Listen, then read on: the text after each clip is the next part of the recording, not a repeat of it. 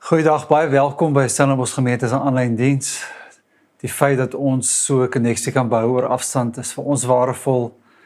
Dit help ons onthou dat almal wat deel is van ons community versprei is oor die wêreld en is goed om te weet dat julle deel is van wat ons doen, dat ons verbonde is aan mekaar, al is dit so oor 'n skerm.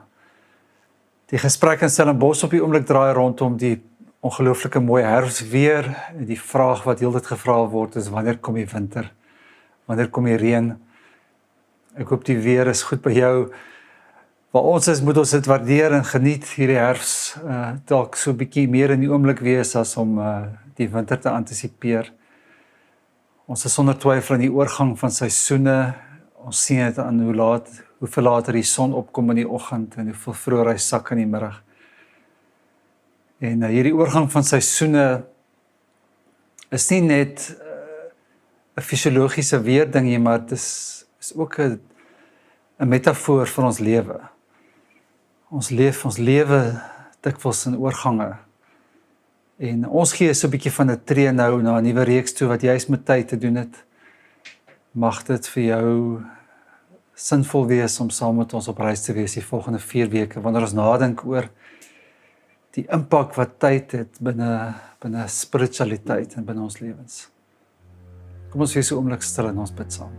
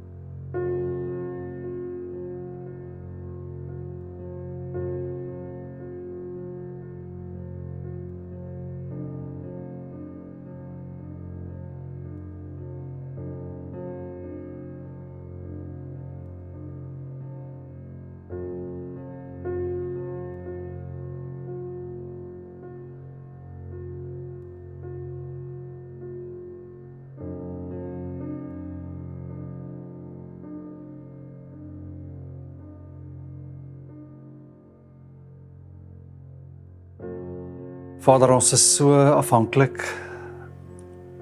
van 'n perspektief op tyd wat lê buite ons verstaansveld en buite wat ons ken. Want ons raak bewus van u teenwoordigheid wat nie begrens word deur tyd nie. Mag ons onsself oopstel om ons tyd in die hand te sit, ons lewe op 'n nuwe manier in perspektief te sit en op reis te gaan saam na 'n dimensie wat soveel potensiaal inhou om ons lewens te verruim en te verryk en te verander. Mag ons in hierdie reis saam U op 'n nuwe manier ontdek. Mag ons net weer ontdek hoe kosbaar hierdie geskenk van tyd en lewe is. En mag U teenwoordig wees in elke gesprek en elke gedagte in die tyd wat ons saam spandeer. Ons bid dit in Jesus se naam. Amen. Soms so 'n bietjie terugvoer net oor wat in ons community aan die gang is. Ons vra julle om te dink aan Janie Meton, Janie en Marnel met Janie se ma se skielike dood verlede naweek. Dink gerus aan hulle. Ons het wat op hierdie stadium, terwyl ons hierdie opneem, nog voor ons lê, het ons in die tyd dat jy uitkyk, ons wynveiling agter die rug. Ons wil sommer net groot dankie sê vir almal wat betrokke was, almal wat dit organiseer het en wyn help vind het, want 'n wynveiling sonder wyn gebeur natuurlik nie. By name Johan Roos, Matthias Esterhuise, JC Becker, Ernst Ghost, Etienne Ghost, Ernst is die wynmaker, wat regtig baie moeite gedoen het om dit te laat gebeur. Natuurlik Marissa wat dit gereël het aan ons kant. En almal wat opgedaag het en dit kom ondersteun het, dat julle daar is 'n teken van verbondenheid in ons as gemeente, maar ook ondersteuning finansiëel en ons het groot waardering daarvoor. Ons nooi jou na 'n reis van stilte as jy hier op die Sondag kyk, hierdie Sondag aand, die 26 Mei, is om 6:00 saam kom rondom stil wees. Stilte is 'n wesenlike dimensie van spiritualiteit. Ek hoor iemand sê so ruk terug, there's a strength that only comes from silence. Kom ontdek weer hierdie krag wat in stilte lê, Sondag aand 6:00 by die kerkkantoor. En dan 'n uitnodiging vir almal wat, soos hierdie papier dit beskryf, silver seniors is. Dit is 'n nuwe woord vir my. Ek vermoed jy sal dalk weet as jy 'n silver senior is. Maar op papier is dit almal wat 70 jaar en ouer is. Ons wil julle nooi vir 'n high tea by ons kantoor op die 5de Junie om 10:00 die oggend, en ons wil sommer net saamgesels oor julle behoefte dalk aan koneksie en oor die moontlikhede van wat hierdie community van mense saam kan doen en saam kan bied en hoe ons dit kan laat gebeur. Kontak Marissa as jy wil kom saam dink en droom oor hoe 'n bediening lyk aan ons silver seniors. Soos jy nou gehoor het, gaan ons so 'n bietjie oor tyd praat die volgende paar weke. En ek wil 'n analogie trek tussen tyd en verhoudings. Ek wonder of jy 'n ervaring kan deel van 'n verhouding wat jy ergens in jou lewe afgeskeep het. 'n Verhouding wat vir jou regtig waardevol was, wat vir jou baie beteken het. Iemand vir wie se geselskap jy regtig geniet het, maar vir watter rede ook al kom julle net nie by mekaar uit nie, en as gevolg daarvan mis jy net eenvoudig uit. Ek wil dit waag om te sê dat ek dink tyd, ons verhouding met tyd is vir baie van ons so 'n verhouding. Wesenlik, waardevol. Maar ons verloor partykeer hierdie koneksie wat ons met tyd het, met die gevolg dat ons uitmis op iets wat wesenlik is. En daarom het ons besluit op 'n kort reeks van so 4 weke oor ons verhouding met tyd. En wanneer ons oor hierdie verhouding praat, dan soos met ander verhoudings, is daar 'n vraag wat na vore kom. As dit kom oor jou verhouding met jouself en jou soekende identiteit, is die vraag, wie is jy? As dit gaan oor jou verhouding met die wêreld en plek, dan is die vraag baie keer, maar waar is jy? En die vraag wat ons wil vra oor ons verhouding met tyd is, wanneer is jy? Ek weet hierdie vraag klink 'n bietjie vreemd. Ek wonder of jy al ooit hierdie vraag so gehoor het. Wanneer is jy? Maar dit is so 'n wesenlike verhouding, dat ons dink dit is 'n pertinente vraag, want tyd definieer ons lewe. En wanneer ons in voeling kan kom met wanneer ons is, en daai vraag kan antwoord, dan lei dit tot volgende vraag wat wesenlik is vir hoe ons reageer op die lewe. As 'n voorbeeld kan ons maar net mekaar herinner, wanneer jy ontdek, en eerlik is oor wanneer jy is, as jy 'n tiener is of 'n student, jy ontdek, dis die fase van die lewe waarin jy is, dan is die vraag wat waarskynlik in jou gedagtes leef is, wat gaan ek doen met my lewe? Waar jy nooi die lewe my?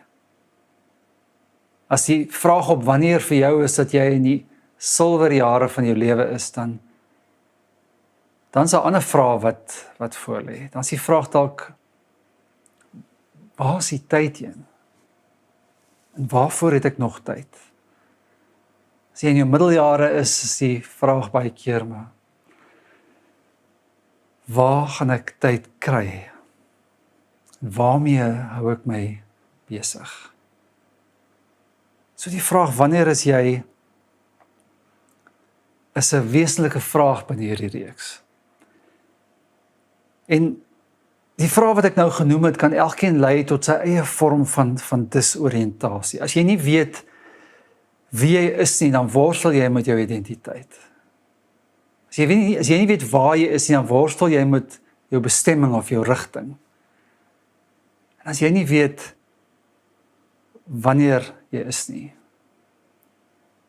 Dan ontwikkel jy 'n disoriëntasie wat daartoe lei dat jy die onvermoë het om tyd in perspektief te sit.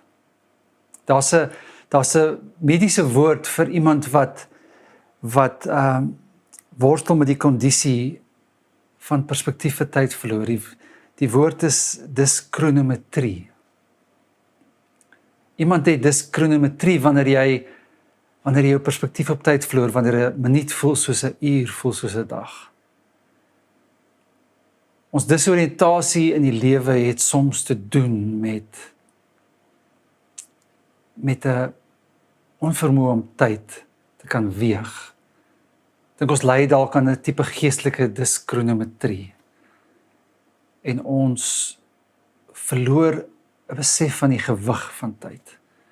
So lees saam met my 'n boek in die Bybel wat beide die filosofiese en geestelike dimensie van tyd so mooi uitlig, en dis die boek Prediker. En voor ek jou nooi om dit saam te lees, wil ek jou nooi om dit net eers saam te luister. Die eerste deel van Prediker 3 beskryf die landskap van tyd so mooi. En wat ons gaan aantref wanneer ons hierdie landskap betree. En dat 14 stellings wat gemaak word, en dis 14 wederzijds eksklusiewe aksies wat genoem word. Wat ons iets help ontdek van hierdie landskap. Skrywer sê, elke ding het sy vaste tyd. Elke ding in hierdie wêreld het sy tyd. Dit is 'n tyd om gebore te word en 'n tyd om te sterwe. Tyd om te plant, 'n tyd om plante uit te trek. Tyd om 'n lewe te neem, 'n tyd om 'n lewe te red. 'n Tyd om af te breek, 'n tyd om op te bou. 'n Tyd om te huil, 'n tyd om te lag. 'n Tyd om van blydskap te dans, 'n tyd om te treur. 'n Tyd om klippe weg te gooi, 'n tyd om hulle bymekaar te maak. 'n Tyd om te omhels, 'n tyd om weg te bly van omhelsing af. 'n Tyd om aan te skaf, 'n tyd om te laat wegraak. 'n Tyd om te spaar, 'n tyd om weg te gooi. 'n Tyd om te skeer, 'n tyd om toe te werk. 'n Tyd om stil te bly, 'n tyd om te praat. 'n Tyd om lief te hê, 'n tyd om te haat. 'n Tyd vir oorlog, 'n tyd vir vrede. En lees dan verder saam met my.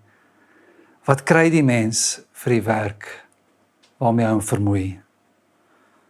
Ek het gesien dat God aan die mens 'n taak gegee het om hom mee besig te hou. God het elke ding gemaak dat dit pas in 'n bepaalde tyd. Maar hy het ook aan die mense besef gegee van die onbepaalde tyd. Tog kan die mens die werk van God van begin tot einde nie begryp nie. Ek het tot die insig gekom dat daar vir 'n mens niks beter is nie as om vrolik te wees en die goeie van die lewe te geniet. Dat die mens kan eet en drink en onder al sy arbeid nog die goeie kan geniet. Ook dit is 'n gawe van God. Ek het tot die insig gekom dat dit wat God doen blywend is. Jy kan daar niks byvoeg nie en jy kan daar niks van wegneem nie. God doen dit sodat die mens van hom ontzag sal hê. Wat is, was reeds. Wat kom, was ook alreeds. God laat weer gebeur wat vroeër gebeur het.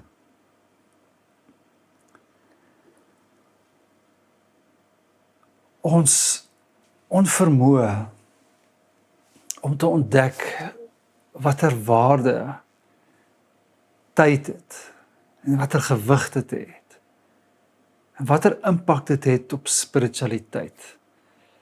Soos ek vroeër gesê het, lê dalk aan die hart van ons disoriëntasie rondom tyd.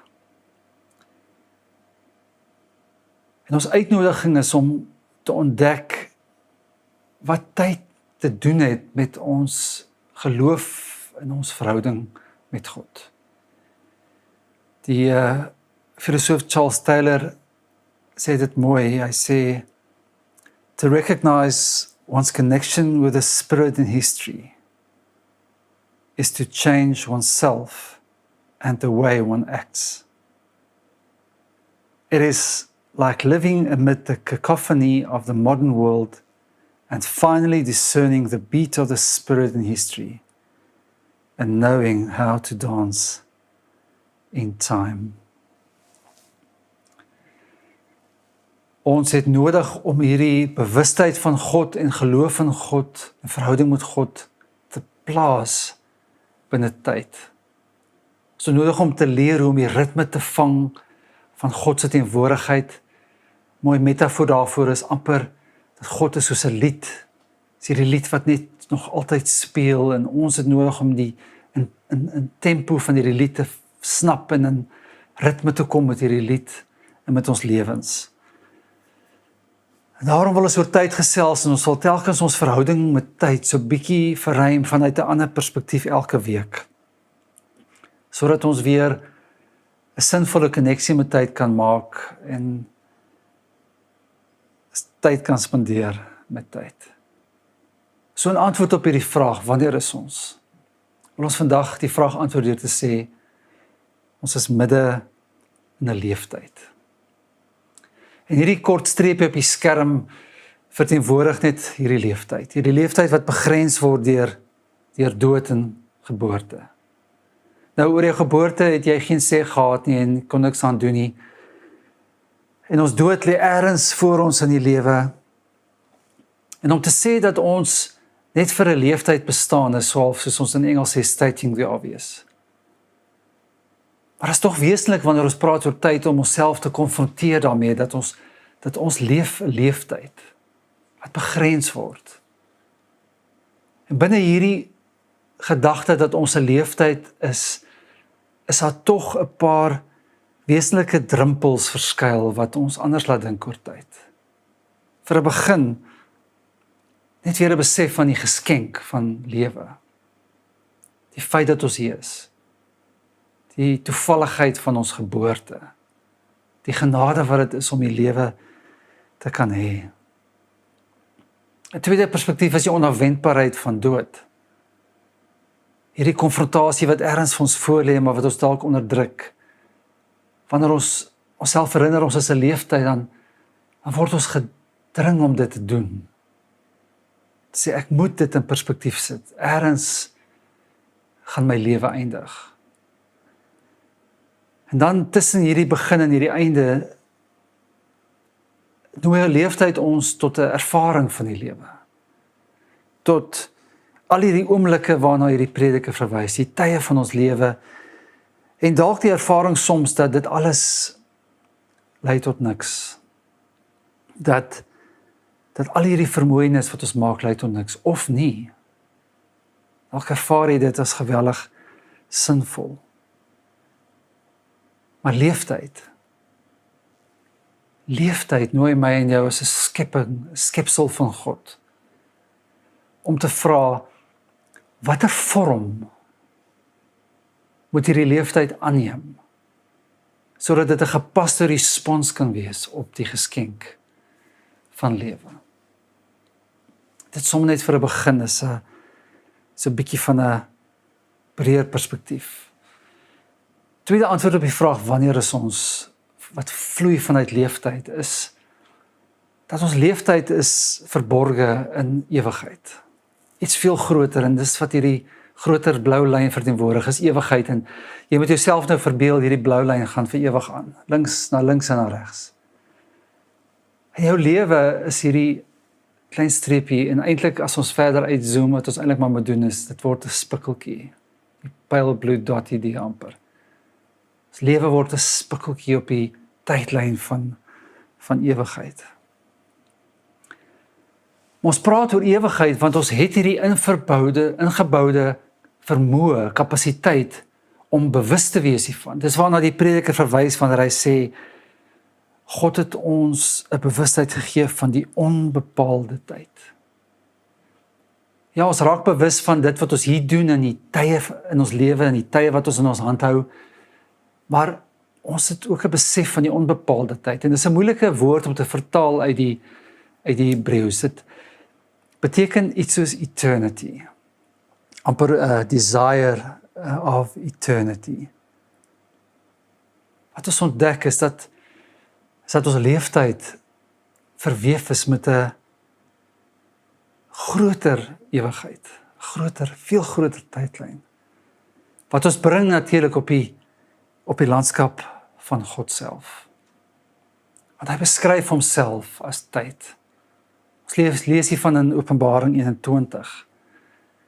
En daar staan, toe sê hy wat op die troon sit, kyk, ek maak alles nuut.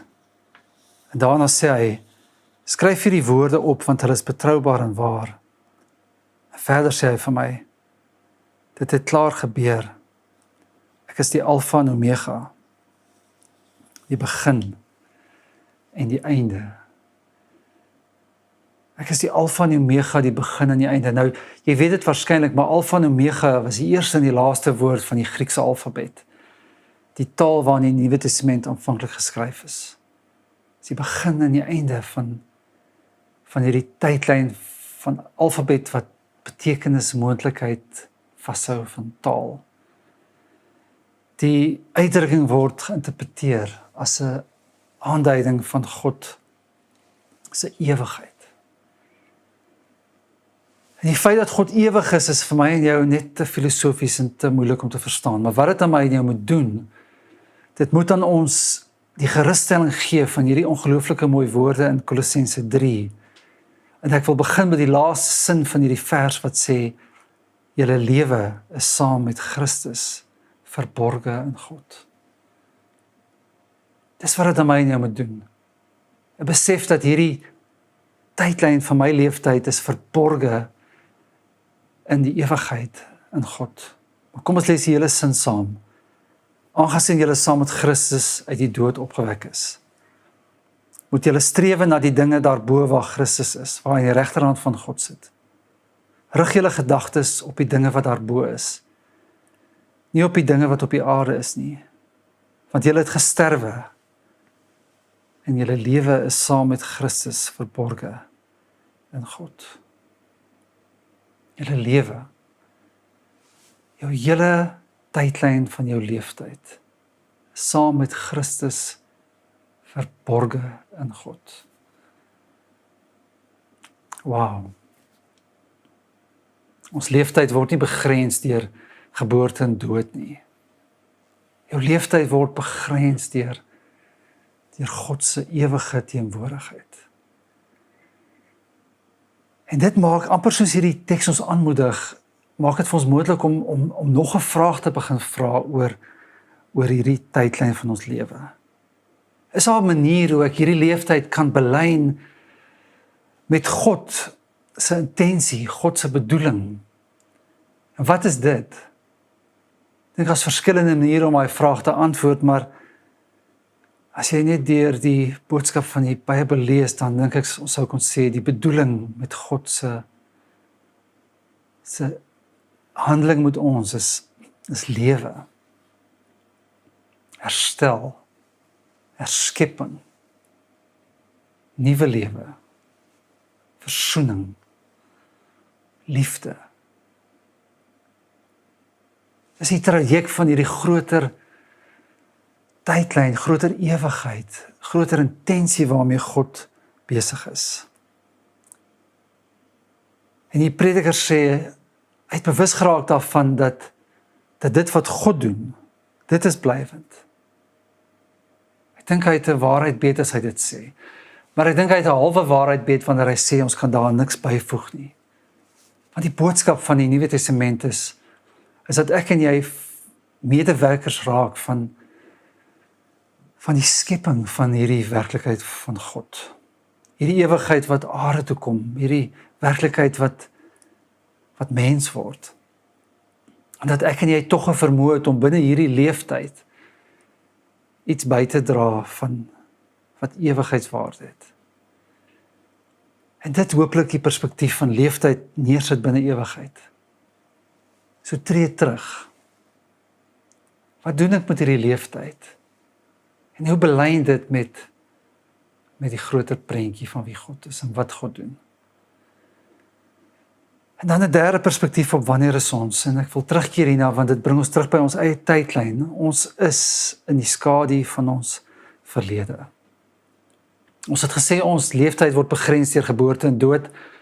Ek dink nog 'n manier om dit te sê is ons leeftyd word begrens deur verlede en deur toekoms. En ek verwys na verlede want ek dink daar's min dinge wat ons verhouding met tyd in ons leeftyd so belemmer as die verlede wat ons soms saam met ons dra in ons lewe in. Ons ontdek baie vinnig dat dit wat uit sig verdwyn het in ons lewe op verskeie maniere saam met ons gedra word.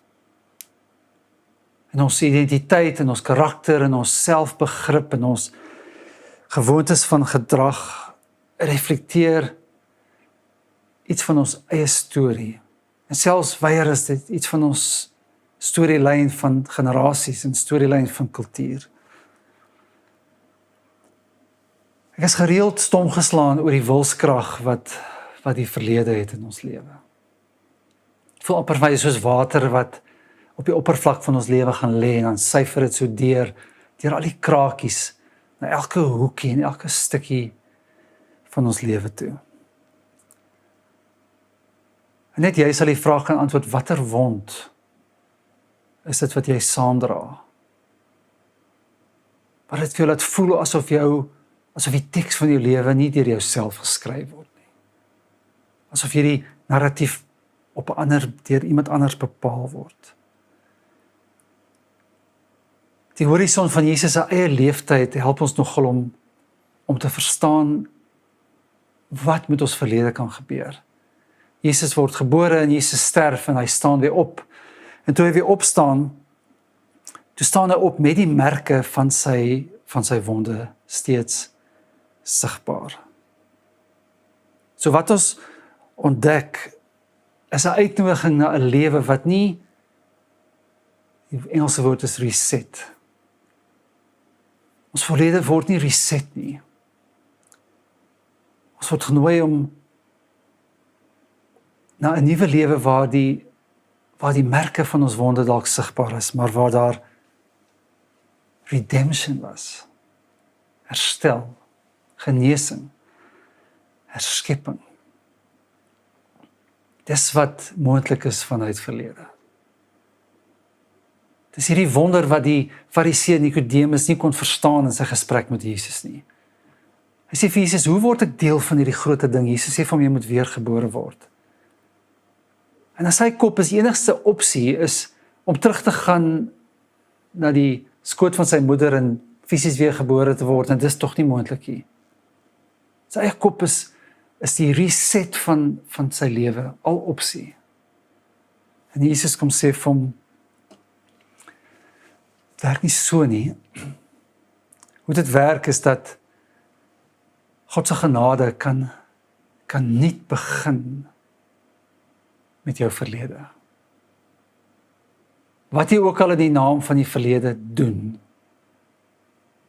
wie jy ook al as gevolg van die verlede is, kan herstel word, kan herskep word. Dis nie maklik nie. Het vat van ons 'n leeftyd om te verstaan hoe dit gebeur. Maar dat dit kan gebeur, is wat ons nodig het om mekaar aan te herinner wanneer ons praat oor ons leeftyd. Dit is moontlik om jou verlede treetjie vir treetjie, klein maniere, te belyn met wat God doen, en te ervaar hoe dit herskep en herstel kan word. En dit is moontlik want ons is op reis na die toekoms. As God se intensie vir ons is 'n nuwe toekoms. Dis die laaste antwoord op die vraag vandag, wanneer is ons op reis na die toekoms? Skrywer Jan Pieter Blok sê so mooi, hy sê as ons nie hierdie verlede herskep nie en herstel nie, dan skep hierdie verlede wat hy noem die inevitable future. En dit sal vir die onvermydelike toekoms wat net vanselfsprekend is, van selfsprekende storielyn, as ons vashak in hierdie verlede, dan skep dit 'n onafwendbare toekoms waaroor ons nie beheer het nie. Hy sê wat ons nodig het om te doen is Ons het nodig om die storielyn van ons lewe te herskryf sodat ons 'n alternatiewe toekoms kan ontdek. En sodat daai toekoms ons huidige realiteit kan beïnvloed. Wat dit eintlik maar net beteken en hoe ek het myself verstaan, is as volg. Ek het so desperaat nodig dat die storielyn van my lewe nie geskryf word, gedring word deur die verlede nie, maar geïnspireer word deur die toekoms.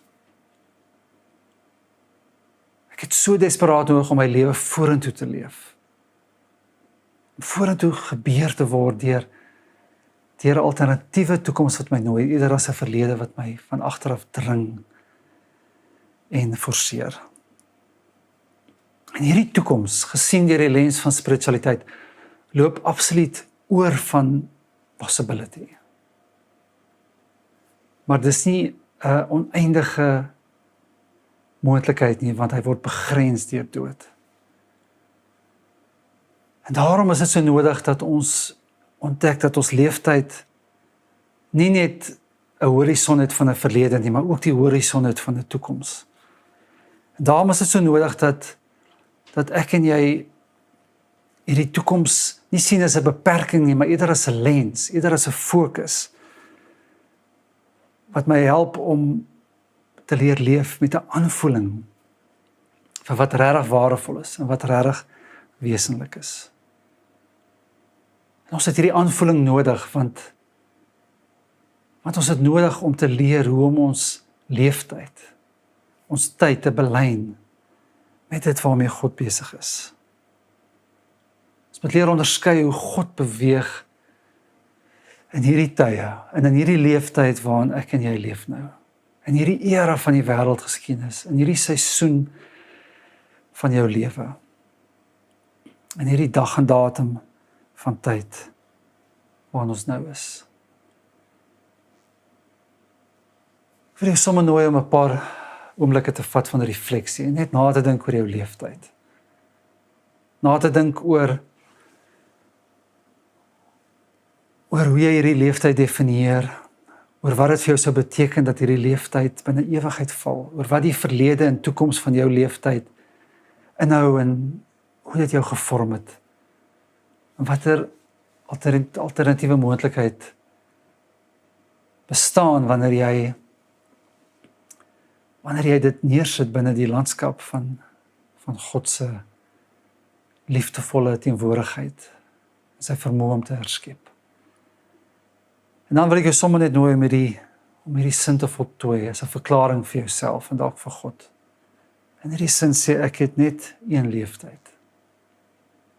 En daarom voltooi hierdie sin.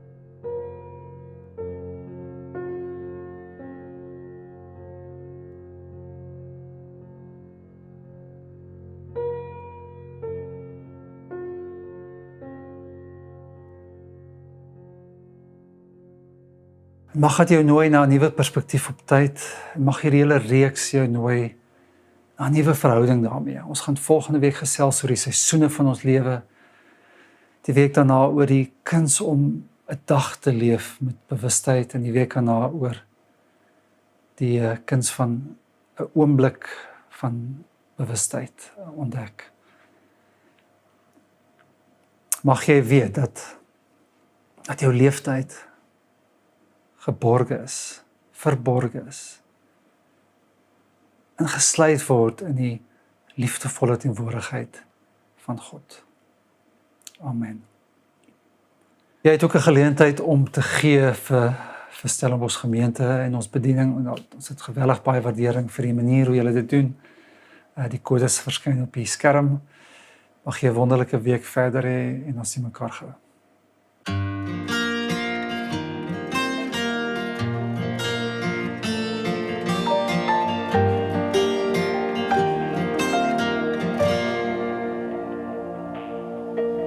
Op die strand saam geëet, by die huis gekuier. Daar is geen twyfel dat jy leef, jy glimlag die getuie.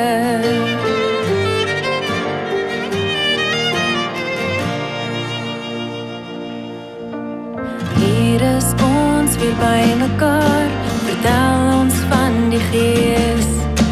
Ons het gesien, ons het ervaar, hy sal altyd by ons wees. Here Jesus, waarlik opgestaan. Here Jesus, heilig is die naam.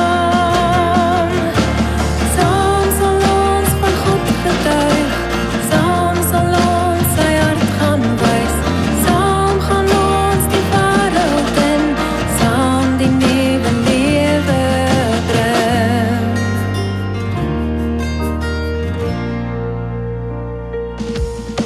'n laaste keer weer by